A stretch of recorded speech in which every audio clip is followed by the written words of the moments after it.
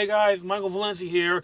So today we're doing another reaction video by Moto Cool, and the name of this video is Goku Imprisoned, Grand Priest of Villain, Dragon Ball Kakumei Part 3. Goku Imprisoned? I just watched the second part. I know it's been a while since I've done these, so let's get to the video. We'll see what happens after the other one. Last on Dragon Ball Kakumei, Goku would again fail to defeat Beerus as part of his training, though not without showcasing intense strength and resolve. After, the Grand Priest would call all angels to brief them on a developing situation. Android 17's wish not only resurrected the universes erased during the Tournament of Power, but also 7 which had been disposed of previously. Most mysterious, Universe 0. Returning to face the Grand Priest is a mysterious stranger who claims her opposite is nothing more than a fraud. Moments before, and against his better judgment, Whis allows Goku to explore Universe 0 to see what he can discover. Oh, now I remember now. Whis and Goku went to Universe 0 at the end of the second one. Now I remember now. This is part 3 of an ongoing series. Catch up fully using the link in the description. Back in the present time, at the Grand Priest Palace, the mysterious intruder reiterates she never abandoned the angels, and she wants to elaborate on this imposter's past who they call their father. Simply put, he provoked mass genocide and believed himself to be on equal footing with that of the Omni Kings. The Grand Priest finally tells her that's enough. He rises from his throne.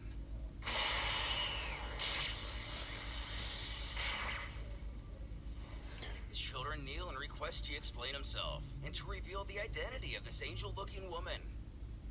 As many of you likely guessed, she is an angel, and their mother. Moreover, what she says isn't a complete lie. So she is the mother of all angels. Strength and threatened the balance established by the Omni King. Something had to be done quickly, so he acted without the king's knowledge. These words caused the woman to let out a maniacal laugh. Quickly isn't the right word.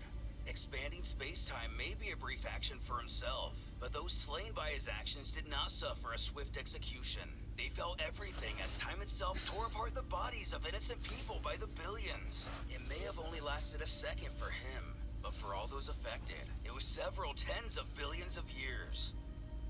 All the Grand Priest has to say about this, since he doesn't possess the power of Lord Zeno, he had no other alternative.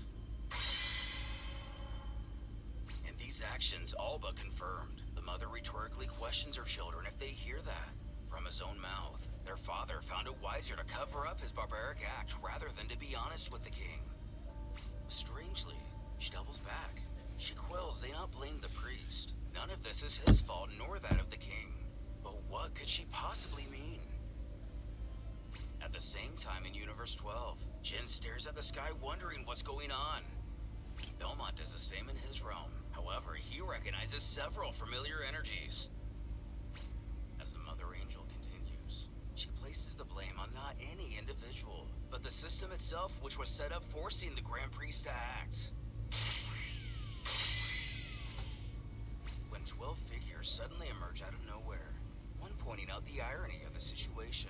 It's actually kind of funny, while another, appearing much more brutish in stature, thanks Kansei for taking the pressure off all of them. Kansei likely the name of the Mother Angel. Peering around the crowd, we can make the assumption these people are destroyers and they're angels.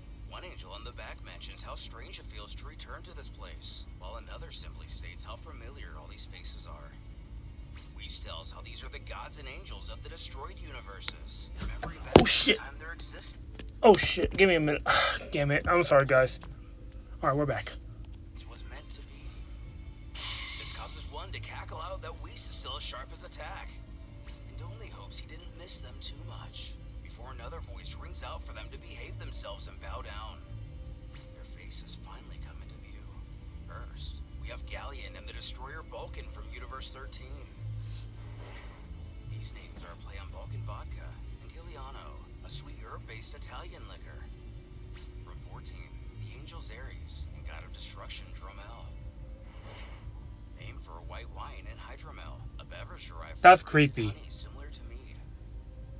In 15, we have the blindfolded duo of Mulata and Vilspring,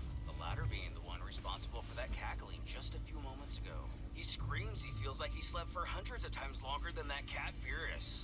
As for the wordplay, Malata is a Georgian wine, and Spring was inspired by Devil Spring vodka, a very high-proof spirit. Ironically, it's so strong that if not properly manufactured, can cause you to lose your vision. Universe 16, surrogate home of the Angel Remtal and Destroyer Menyak. Snickering a sinister chuckle, Menyak takes pleasure in seeing everyone in good health and not injured. They've arrived just in time. The party hasn't even started yet. Remtal is an anagram of Torum Merlot, and Menyak is the same for Armagnac brandy. And for the 17th universe, we have the god named Nizos, named for Dionysus, the Greek god of liquor, who is actually a dead ringer for a Kaioshin rather than a destroyer. The hair and the Patara earring being the giveaways, but still appears to bear a destroyer's clothing. Whatever the case, he warns Alaros to stay calm. Panning down to the angel, he shows nothing short of pure rage on his face as he hisses Whis' name. That's scary. What history could the two possibly share? Did the angel of Universe 7 also take part in his destruction? Just then, Vados instructs her brother to look a particular direction, though he assures he has already seen what she refers to. None other than Frieza. Frieza? How could this possibly be? The tyrant bids a good evening to all. He's been looking forward to meeting them, though he especially wanted to thank Whis in person. We're then introduced to an angel named Twist, which isn't only an appropriate name for the situation, but also yet another alcohol pun for a variety of drinks. With this panel, it reveals her and Frieza to be the angel and destroyer of Universe 18. Surely this couldn't be another What? version of Frieza native to the 18th universe. So how did he make his way all the way there?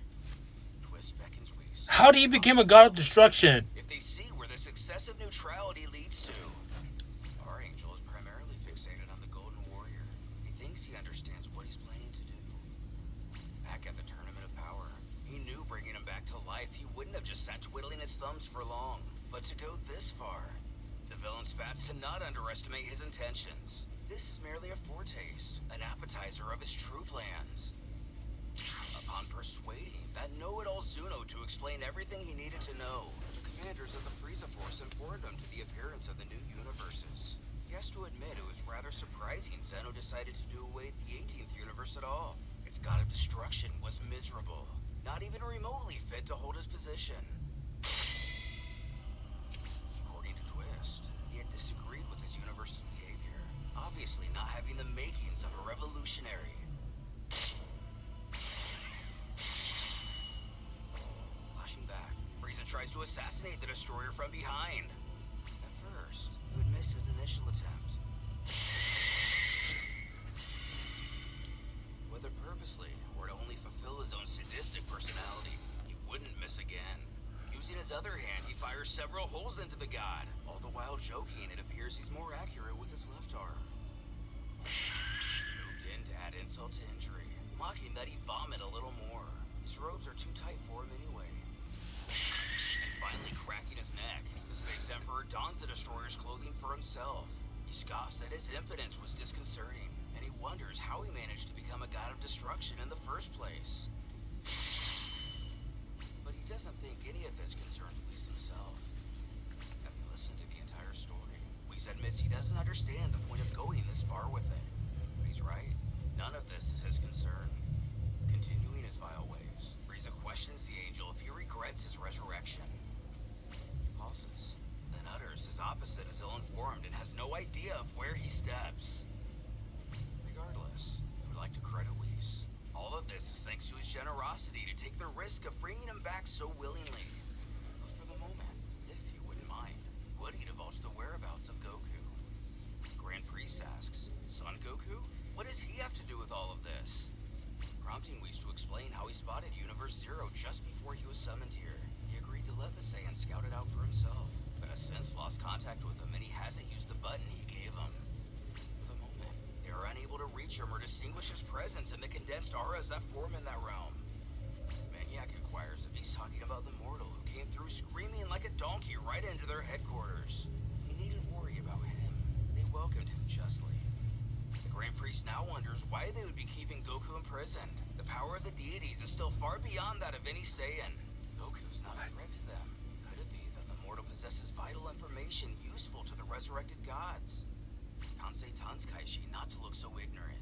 exactly what they're planning with him.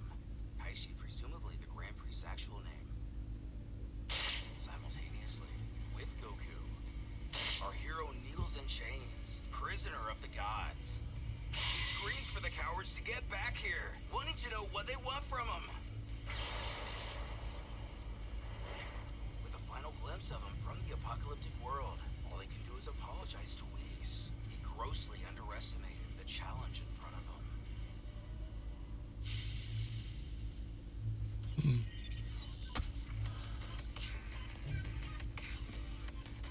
My God. Do you see all those chains on him? Oh my God. So he is imprisoned by those guys? That was an interesting video. So I hope you guys enjoy this reaction. So leave a like, subscribe, leave a comment down below. Share the video to anyone you know. And time to watch this video, give it a like. And I'm going to get out of here. So yeah, my name is Michael Valencia. And I approve this message. And have a good day, everybody. Peace out.